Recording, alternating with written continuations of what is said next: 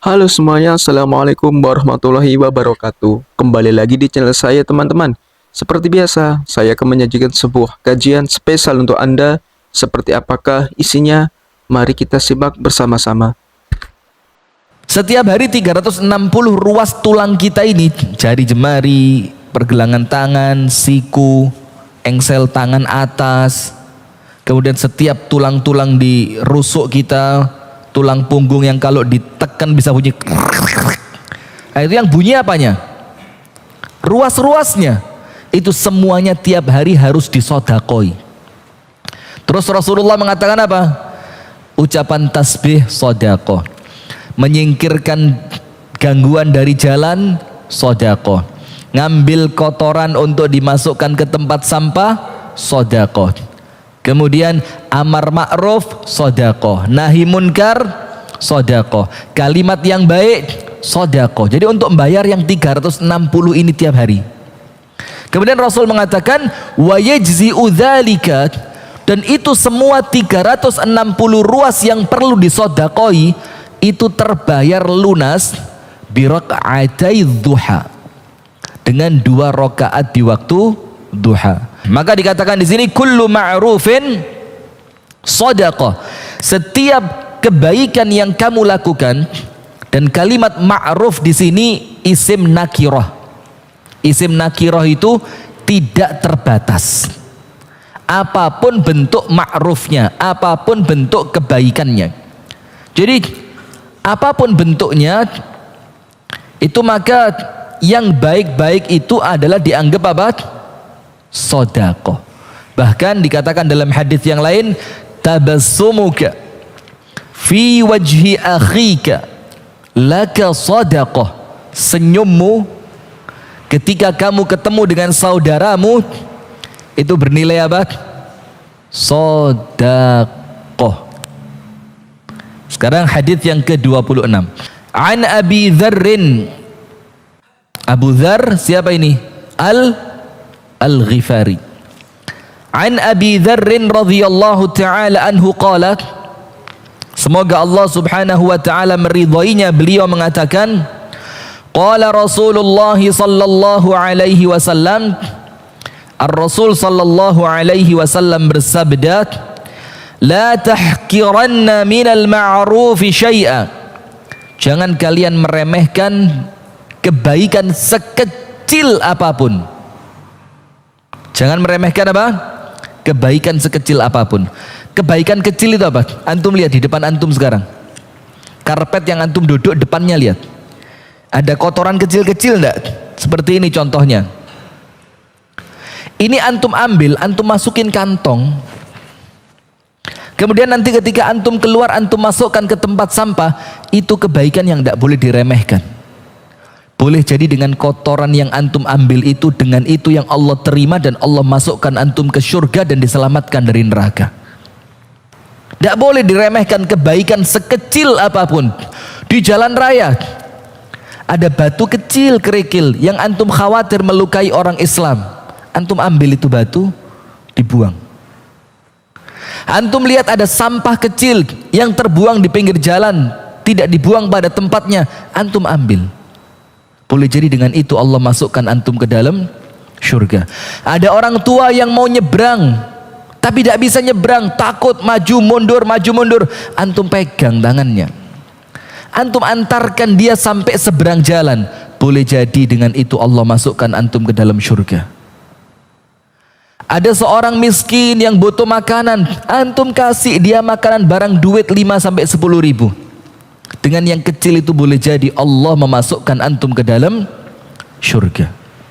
Subhanallah. Nah, maka Rasulullah mengingatkan apa? La tahqiranna minal ma'rufi syai'a. Janganlah kalian meremehkan perbuatan baik sekecil apapun, jangan. Karena biasanya kalau kecil justru ikhlasnya besar. Betul enggak? Kalau amalannya besar, terkadang kita butuh pengakuan. Kan? Butuh apa? Pengakuan. Bahkan ada cerita sedekah, ya saya tidak perlu ceritakan bentuknya ya, nanti khawatir menyinggung seseorang. Tapi mudah-mudahan jadi pelajaran. Ternyata tidak ditulis oleh panitia, diambil dibawa pulang. Serius ini. Dan saya tidak nyalain orangnya. Boleh jadi memang yang salah panitia. Kenapa yang lain ditulis, beliau tidak ditulis? Kalau tidak ditulis semua. Kecuali itu keinginan beliau, kan begitu. Jadi yo jangan ngenyek. Wah, tidak ikhlas. Sudah sodako kok diambil dibawa pulang. Loh, kenapa antum nyalain dia, tidak nyalain panitia? Oh, panitia kan khilaf. Loh, kenapa kalau khilaf dibuat panitia tidak dibuat dia? Kenapa kalau panitia salah dibilang khilaf, sementara beliau yang salah kenapa tidak dibilang khilaf? Nah ini loh, kita ini kadang-kadang tidak adil. Iya, faham ya? Walau an talqa akhaka biwajhin talq. Walaupun kebaikan yang kamu lakukan itu sekedar ketemu dengan temanmu dengan wajah yang ceria. Dan ini yang insya Allah ana coba istiqomahkan. Ketemu siapapun, ahlan wa sahlan, bagaimana kabarnya, pegang badannya, peluk, doain. Kenapa? Karena amal yang lain tidak bisa saya amalkan. Mudah-mudahan dengan yang ini Allah terima. Amin ya rabbal alamin. Kalau ketemu orang bagaimana wajahnya? Yang ceria, yang menyenangkan. Dan itu yang saya tekankan untuk teman-teman di Masjid Darussalam ini. Kalau ada tamu datang, walaupun mungkin pakaiannya tidak seperti pakaianmu, walaupun mungkin tata cara sholatnya tidak seperti tata cara sholatmu, walaupun mungkin kalau perempuan jilbabnya masih kurang rapi, pakaiannya kurang nutup aurat, sambut dengan senyuman hangat. Kalau perlu tanya, perlu sejadah enggak? Perlu saya ambilkan sabun enggak? Perlu saya ambilkan minuman enggak? Kalau perlu begitu. Ini yang kita cari, orang Islam yang ramah dengan saudaranya, orang Islam yang hangat dengan saudaranya. Bukan orang masuk masjid ini pandangannya kayak pandangan Intel Pol. Dilihat dulu jidat hitam enggak? Wah, satu tanda berkurang, enggak hitam jidatnya. Turun dikit, tes. Kumis ditipisin enggak? Wih, kumisnya tebal. Wah, enggak sunnah yang kedua ini. Turun lagi, tes. Jenggotnya, jenggot hilang. 3 poin. Turun lagi, seret. Wah, ini poin pamungkas ini.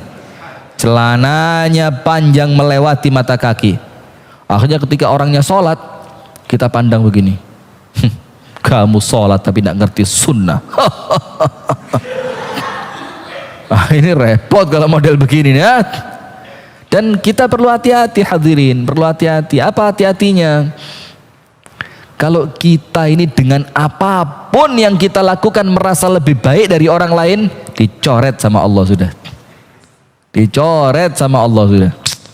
Ngaji, akhirnya menganggap pengajian kita lebih baik dibanding pengajian yang lain, dicoret. Sholat karena mungkin durasi waktunya lebih panjang. Sholatku lebih baik dibanding kamu. Kamu 23 cuma 7. Saya 30 menit. Nganggap kita lebih baik, dicoret sama Allah. Apalagi karena menganggap dirinya lebih tauhid, yang lainnya masih belum sempurna tauhidnya, kemudian menganggap kita ini yang ahlu tauhid. Menganggap diri lebih baik gara-gara pengajiannya, gara-gara ilmunya, gara-gara ibadahnya. Apa yang terjadi? Ibadah kita tercoret. Karena ibadah itu bukan untuk menjadikan kita tinggi di hadapan manusia, tapi justru untuk menjadikan kita semakin tunduk di hadapan Allah Ta'ala. Jangan meremehkan kebaikan sekecil apapun, walaupun sekedar berjumpa dengan saudaramu dengan wajah ceria. Hadis yang ke-27. Wa an Abi Dzar radhiyallahu taala anhu qala, dari Abu Dzar Al-Ghifari, semoga Allah meridhoinya. Qala, dia mengatakan, qala Rasulullah sallallahu alaihi wasallam. Antum ikutin solawatnya, ini keutamaan besar di bulan Ramadan. An-Nabi sallallahu alaihi wasallam bersabda, idza tabakhta maraqatan, apabila kamu memasak daging. Jadi maraqah itu kuah daging. Kalau bahasa kita mungkin gulai, semur, pokok sop daging, atau bahasanya kaldu. Kalau rawon iklan lagi nanti, katanya tidak boleh iklan. Fa'akthir ma'aha, perbanyak kuahnya. Perbanyak apa? Kuahnya. Wa ta'ahad jiranaka, dan kemudian kamu lihat tetanggamu mana yang perlu dikasih, mana yang perlu dibagi. Bagikan kepada tetanggamu.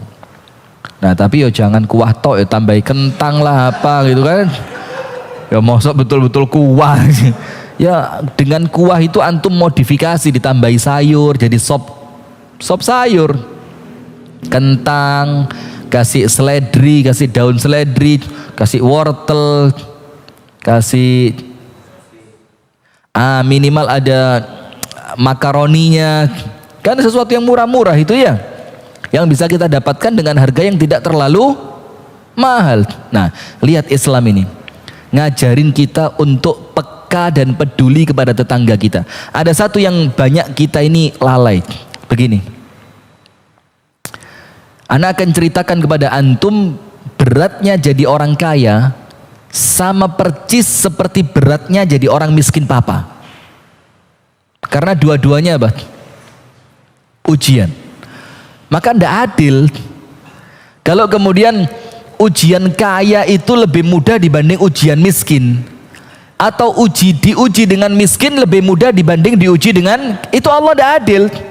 Maka pasti sama. Bagaimana beratnya ujian jadi orang kaya? Harus tahu mana tetangganya yang perlu dia bantu, sehingga kalau ada tetangganya yang tidak dia bantu dalam keadaan dia punya uang untuk bantu, maka dia berdosa besar. Terus orang kaya ngomong begini, loh lah dia ndak ngomong, ndak minta sama saya lah, ndak datang ke rumah, mana saya tahu. Kewajibanmu untuk tahu tanpa dia minta. Berat ndak? Berat ndak? Berat. Berat. Sampai Rasul katakan apa? La yu'minu, wallahi la yu'min, demi Allah tidak beriman, man bata syab'ana wa jaruhu ja'i'. Tidak beriman orang yang tidur dalam keadaan perutnya kekenyangan sementara tetangganya apa? Kelaparan. Ya Allah.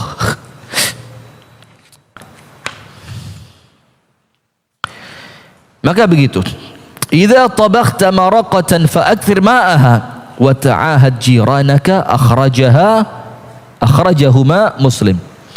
Diriwayatkan dari Abu Dzar Al-Ghifari radhiyallahu taala anhu, dia berkata, Rasulullah Muhammad sallallahu alaihi wa alihi wa sahbihi wasallam bersabda, apabila kamu memasak daging, maka apa? Perbanyaklah kuahnya, kemudian perhatikan para tetanggamu. Artinya perhatikan apa? Cek siapa yang di rumahnya tidak ada makanan, maka berikan. Hadis yang ke-28. Ini penting buat kita. An Abi Hurairah radhiyallahu taala anhu ardahu.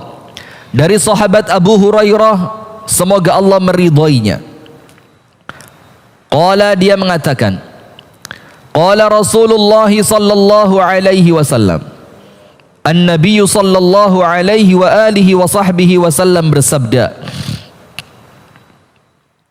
man naffasa an mu'minin kurbatan min kurabid dunya, barang siapa menghilangkan satu kesusahan di antara kesusahannya orang yang beriman, naffasallahu anhu kurbatan min kurabi yaumil qiyamah, maka Allah akan hilangkan darinya satu kesusahan kelak di hari kiamat.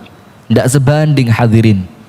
Kesulitan di hari kiamat itu jauh lebih menyesakkan kita dibanding kesusahan dunia. Kalau ada teman kita yang anaknya banyak, kita lihat pekerjaannya biasa saja, bahagiakan dia, kasih hadiah, kasih uang, kasih semua yang Anda bisa kasih sama dia, ya. Yang dengan itu Allah subhanahu wa ta'ala akan memudahkan kesulitan Anda kelak di hari kiamat. Maka saya mesti ngomong, kalau ada orang kaya itu keutamaan yang Allah kasih buat dia, yang tidak Allah kasih buat semua orang, ya. Maka kalau ada orang kaya sampai tidak masuk surga dengan kekayaannya, itu kok rasanya keterlaluan. Allah kasih fasilitas buat Anda. Anda tahu tidak, dalam tanda kutip sahabat Nabi iri dalam artian ghibtah, iri yang baik. Suatu hari orang-orang miskin di kalangan para sahabat mengatakan, "Ya Rasulullah, dhahaba ahlud duthuri bil ujur." Orang kaya kalau mati pahalanya besar ya Rasul. Enak orang kaya kalau mati pahalanya besar. Lihat, irinya bukan pada hartanya, tapi pada apa? Pahalanya. Maka antum sekarang lihat, ini Al-Habib Muhammad bin Anis bin Sahab yang menceritakan. Beliau bilang kalau kamu lihat orang kaya yang rajin sodako, maka kamu bisa ngelihat hatimu di mana dari bentuk pertanyaanmu. Sekali lagi ya, kalau ngelihat orang kaya yang rajin sodako, maka kamu bisa melihat hatimu itu hati dunia atau hati akhirat dengan pertanyaan yang muncul saat itu. Kalau pertanyaanmu, kaya sekali, dapat dari mana itu uang seperti itu? Maka kamu duniawi. Karena yang kita pikirkan hartanya. Tapi kalau pertanyaan kita, ya Allah, enak sekali dia bisa sodakoh ya Allah. Kepingin aku seperti dia ya Allah. Yang bikin antum risau bukan kayanya tapi sodakohnya, maka antum ukhrawi. Nah, seperti itulah teman-teman kajian dari Ustaz Fikri kali ini. Semoga apa yang beliau sampaikan tadi merasuk ke hati kita dan ke pikiran kita ya teman-teman. Pentingnya untuk kita tidak meremehkan suatu kebaikan sekecil apapun. Walaupun kecil kita pandang, bisa jadi Allah jadikan hal tersebut sebagai penolong kita kelak di akhirat dan sebagai sebab kita dimasukkan ke surganya Allah kelak. Terima kasih atas bentuk segala perhatian kalian. Sampai jumpa di lain waktu. Akhir kata, wassalamualaikum warahmatullahi wabarakatuh.